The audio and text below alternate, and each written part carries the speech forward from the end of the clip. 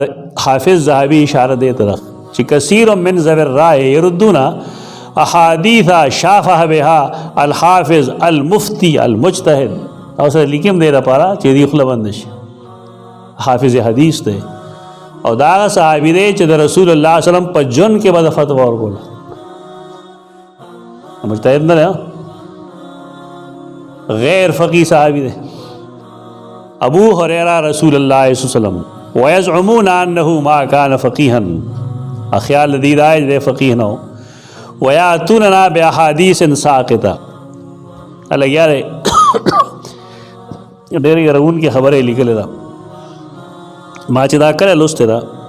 زماستر ګلوخ کې راشي قلنا وللكل موقف بين يدي الله تعالى یا سبحان الله دا کم خلک چې دا خبرې کوي دا ټول به رب مخ کې ودرېږي که به نه ودرېږي څه جواب به